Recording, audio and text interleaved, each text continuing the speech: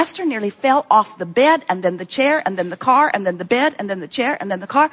As these processes have been going through her mind, the thought processes, as she realizes that everything that's happening is a reflection of only one thing, her relationship with the vortex. So, for example, Esther said to Jerry, if I were to do something for you kitchen-wise, in my beautiful new kitchen, what would you like it to be? And Jerry said, I would like oatmeal and raisin cookies. And Esther said, consider it done. So she went to the kitchen, snatched everything out of the cupboard, except baking soda, which was not there, because she has never baked in this kitchen before. And so she said to Jerry, I'm on the hunt for baking soda. And Jerry said, I think I saw some in the refrigerator at the guest house because Sylvia has freshened everything. And I think it's in there, like a freshener thing. So Esther said, I'm on it. So she jumped in the car. Now their garage is carpeted, which is a little tricky because on 3 occasions, Jerry has ended up at a restaurant with no shoes on. Because it just feels logical to get in the car from the car.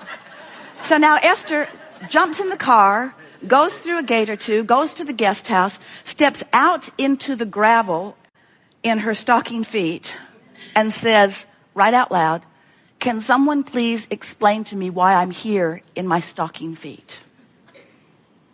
And then she tiptoes down the pathway into the cottage and thinks to herself, surely there are a pair of shoes or carpet slippers in the closet. So she walks into the closet and finds herself in very wet carpet. She calls Fidel, and he tells her, as he examines it, that the air conditioner, no one's been in the cottage for a long time, the air conditioner has been running, it's plugged up, and it is draining into the closet. And Esther is saying, now no one needs to tell me why I'm here in my stocking feet. In other words, a manifestation, a path of least resistance. Jerry wants cookies. He wants the kind of cookies that don't have the baking soda. The baking soda isn't in the house, but the baking soda is at the cottage. Esther goes in her stocking feet. Now, you might say coincidence. You might say, oh, that's one way to twist a really stupid story into something meaningful. But what it is the path of least resistance manifestation, because things are always working out for you. You see, things are always working out for you. Esther could not get back over to the house to tell Jerry fast enough. She wasn't even upset that the house smelled funky or that the carpet was wet or that she didn't know what the problem was. She was exhilarated that the universe had delivered to her an answer to a problem she did not even know she had. Because things are always working out for her. You get what we're talking about. Manifestations. So, if you are feeling worried about something, what you're going to receive back as feedback from specialists, from anybody that knows, is information that doesn't have anything to do with your reality, doesn't have anything to do with your expected manifestational reality, doesn't have anything to do with anything except it's feedback to how you're feeling. You say, oh, this test or this x-ray or this conversation or this whatever is coming to me is a statement of fact. And we say, we'll give you that, but it's a statement of only one fact. Your vibrational proximity to your vortex, period, end of story. So what we want you to begin to watch for, and it will be fun for you to watch, is that if you will hear us when we say that you have the ability to develop a personal and deliberate relationship with your vortex, with your inner being, with the larger part of you, with good feeling emotions. And if you will practice the vibration of it as often as you can and milk it when you find yourself there, so that you become so familiar with the feeling of who you really are, that you will see right before your eyes manifestations reflecting where you are. Personalities of people that you know will shift. Events that have been moving in one direction will shift. You have control. You are the creator of your own experience because You are the creator of your relationship with your vortex. And when you get that, people will say to you, what's going on with you? Why is it that you defy the odds and you defy the logic and you turn heads wherever you go and things always work out for you no matter what? And you say, or maybe you don't, because some of them are ready to hear it and some of them are not ready to hear it. I am the creator of the manifestation that comes to me, and I can control what happens to me in traffic. I can control where I am when the weather is doing whatever it's doing. I can control the relationship that I have with airline flights. I can control the relationship that I have with my physical apparatus. I can control my relationship with my children and with strangers and with family. Family! I can control my relationship with family because I don't have to control what they think or what they know or what they do. I have one very simple task. I know that who I really am exists as a loving, expansive, expanding, eternal being, and that part of me is the largest reality that exists. And I have access to the awareness of my relationship with that. And now I've got that down. Everything in my experience is not just working out for me eventually, it's working out for me now.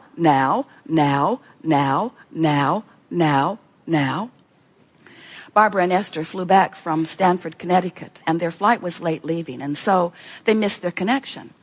And Esther said, well, in the spirit of everything is always working out for us, this one's hard to figure out, because I would have thought if things were really working out for us, we would have made that connection. And then she thought, well, I'm still going to hold to the idea that things are always working out for us. And then they began playing with everyone in the airport who would play with them.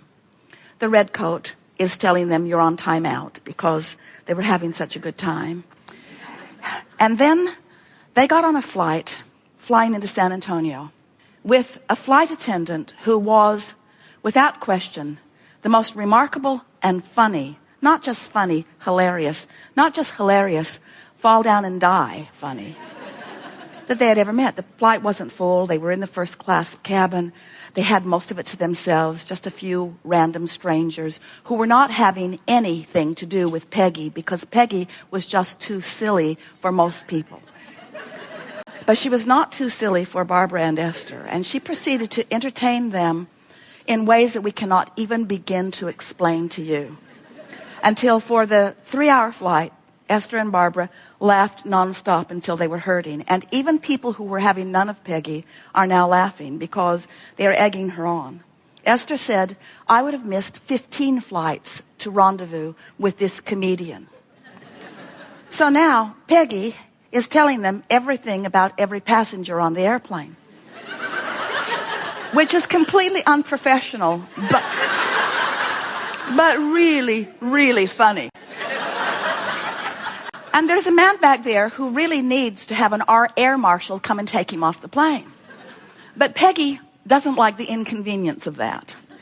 And she's pretty sure that that kind of language doesn't rise to the level of returning to Atlanta. And Esther and Barbara are agreeing with her. And so she's just reporting in on what's going on. Esther offered to go back and sit with the man if it would help, but it turned out it was not necessary. And then Peggy is referring to the old people over there and the old people over there and the old people over there. And Esther said, you might kind of want to stop that because that's going to come back and bite you in the butt one day because we're all moving through time. And then Peggy was having such a good time entertaining all of them that she forgot to give the in-flight announcements. And so Esther said, please bring your tray tables and seats to the upright position. And a man who was not having anything to do with Peggy said to her, you might want to take your seat. And she said, do you see treetops? And he said, yes, I do. And then Peggy realized that not only had she not given any of the announcements, her kitchen was still all open. So she is closing doors. Oh shit, oh shit, oh shit, oh shit, oh shit, oh shit, oh shit, oh shit, oh shit. And then Barbara and Esther see her fly across the walkway and into her seat just as the plane lands. And Esther said, "Here's my card, Peggy. Call me when they fire you," and they will fire you. Because there was an airline captain sitting on the front row, pretending to be asleep, but taking all of it in. And Barbara and Esther felt utterly responsible because they had evoked every bit of every bit of every bit of every bit. Peggy said, "They keep drug testing me. I don't know why."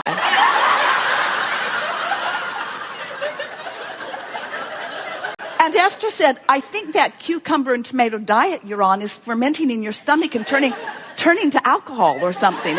It could be something like that." So, would you have wanted to miss something like that? Wouldn't you have been willing to roam around the Atlanta airport for an extra hour so that you could rendezvous with something that you will never forget as long as you live, that will be a source of vortex entry and hanging in there? Esther has entertained herself with that hours on end, not wanting to forget one precious morsel of information that Peggy delivered to them in her innocence, in her certifiable innocence, in her willingness to play with passengers in an environment where you usually don't get that much fun from flight attendants. So we're just saying that if you begin to watch for the manifestations that are occurring, Esther and Barbara know we could not have been in a better place, because you can't have that kind of experience if you're not in a really good place. And there are many who would say, "But Abraham, I thought we were creating empires. I thought we were creating movements. I thought we were creating big things. I thought we were creating more important things." And we say, nothing is more important than the manifested reflection of the genius and the power and the clarity and the love of who you are. In other words, manifestation right now, right now, right now, right now, right now. Reflecting back what? Reflecting back your relationship with who you really are and nothing more. So when you get it, that you have control over your relationship with the vortex, then you get it that you have control over everything. The cells of your body, your economic relationship with economy, your relationship with everyone, your relationship with everyone and everything, every manifestation, large or small. And we want to say there aren't large or small ones. There's just now giving you feedback, now giving you feedback, now giving you feedback. We're eager to talk with you about anything that is important to you. There is nothing off limits. We want you to know that whether you are called forward to the hot seat where we will dialogue with you personally, or whether you are sitting out there just having your vibrational moment, that you will hear, to the degree that you are in relationship to your vortex, everything that we know about that. This gathering has assembled before you dragged your physical bodies here, or before you logged in online. In other words, there are thousands of us participating here in physical form, and we cannot even begin to give you the numbers of non-physical energy that is participating with you here. We want you to know that this cooperative experience of co-creation at its best will reveal to you a number of things. First, it's going to show you firsthand your relationship with the vortex. You're going to have an experience sitting wherever you're sitting on the planet, where something that is important to you is going to be discussed in a way and in a fullness that you will understand it completely. And you got to know it's your manifestation. In other words, what's happening here in this gathering is your manifestation. It's not being orchestrated because we know stuff, we do, that we think you would like to know, we do. It's that you are summoning, and to the degree that you are in relationship with your vortex, you're going to receive clarity, full understanding of all kinds of wonderful things. And together it is our promise to you that we will take thought beyond that which it has been before, which is what is exhilarating to all of us. Over time, people have said to Jerry and Esther, "Oh, you need to get out there, you need to expand, you need to make this more available to more people." And they say, yeah. But what we really are interested in is a gathering like this, where people can participate from all around the planet, who can bring the clarity of what they want to know vibrationally to the forum. And we can together expand this understanding of deliberate creation, of living happily ever after, of joyous manifestation.